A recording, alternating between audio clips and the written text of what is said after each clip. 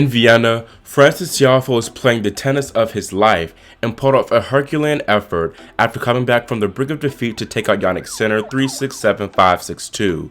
During his semifinal match of the Transylvania Open, Sinner was in control, just ripping through the American, hitting winner after winner after winner. Jannik just looked to be untouchable, continuing the form that saw him dominate the field in Antwerp. He also just took an impressive straight sets win over Casper Ruud in the quarters. Being up 6-3, 5-2, Sinner looked to be a shoo-in for his second consecutive final. However, despite that deficit, Tiafoe remained positive and held to make Jannik serve for the match. In that ninth game, Jannik's level dipped a bit and Frances took full advantage, breaking at 15. The following game, Frances consolidated the break despite being 2 points from defeat, and that's when I knew he really could win this match. Now, the game of 5-0 was just mind-blowing. Frances was hitting spectacular shot after spectacular shot and got the crowd fully behind him. He broke Sinner and then served it out to miraculously send this match into a decider. Even though Frances pulled off this incredible momentum shift, Jannik was still the live oddmaker's favorite to pull through. I honestly can't blame them too much because even I was looking for Frances to have a bit of a letdown after such a high level of play. However, he proved us all wrong when he came out the steadier of the two, breaking Sinner twice in the third to reach the biggest final of his career thus far. Now, in his press conference, Jannik Sinner threw some shade towards Tiafoe, criticizing how the American engaged with the crowd during his comeback victory. In my opinion, Tiafoe went too far today. He did too much, Sinner said. It's one thing when you put on a show. It's another thing when there's no respect.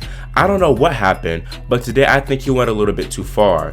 The Italian continued, "There are limits, and some moments I was ready, but I had to wait for Tiafoe. Maybe I should have put pressure on the umpire to make him respect the time, but it's gone now." In my opinion, Sinner is just salty and is only complaining because he lost, especially considering he could have won this match 3-1. He implied that Tiafoe was being disrespectful with some of his reactions, and I don't think that's the case at all. Frances always likes to be a little extra when playing, and it shows you how much he enjoys the sport.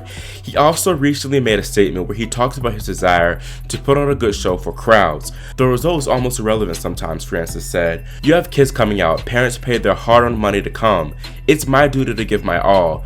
I want them going home remembering they watched Frances Tiafoe play and they had a great time." After his semifinal victory, Frances did admit to intentionally getting the crowd behind him to see how Sinner would be affected, and it worked like a charm.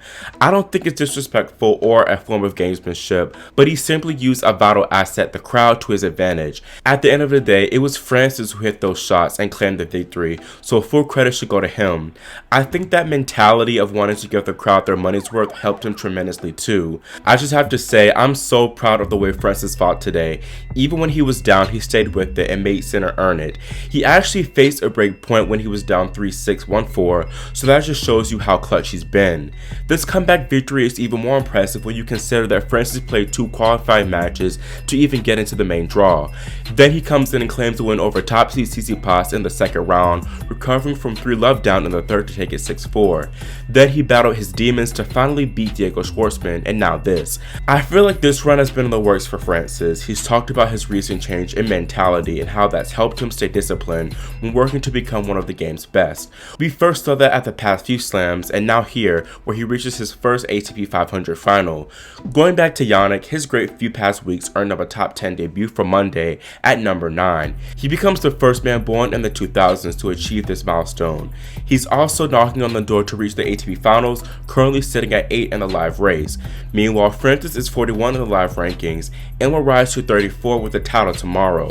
Tiafoe will have to beat Alexander Zverev to claim the crown, as the German dominated Carlos Alcaraz 3-3.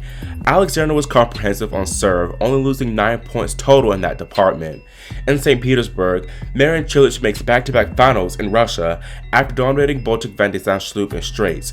He'll go for title number 20 against another surging American, Taylor Fritz. On the women's side, at the Transylvania Open, US Open champ Raducanu earned her first tour match victories this week before falling to Marta Kostyuk in the quarters yesterday, 6-2, 6-1 in 58 minutes.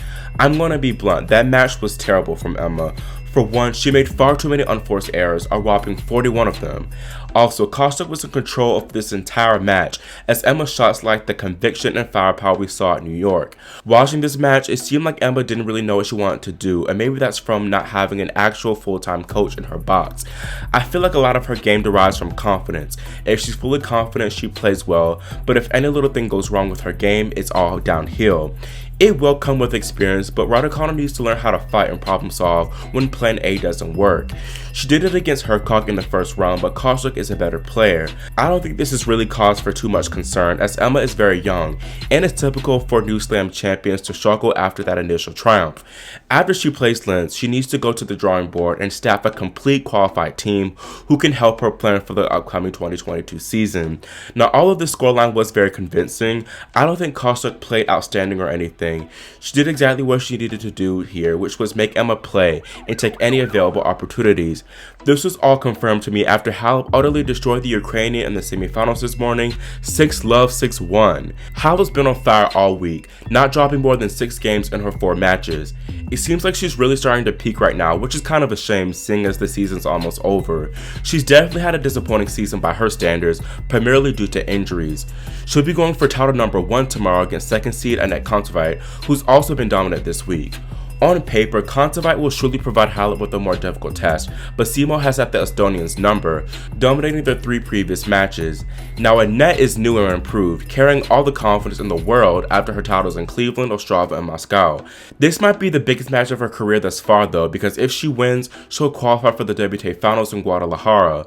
Onstrouper, who's currently 8th in the live race, has been making jokes about Annette's surge towards that final 8th spot. It would be a bit of a shame if Jabeur failed to qualify, because if she hadn't gotten injured at Moscow, she would have likely already been in.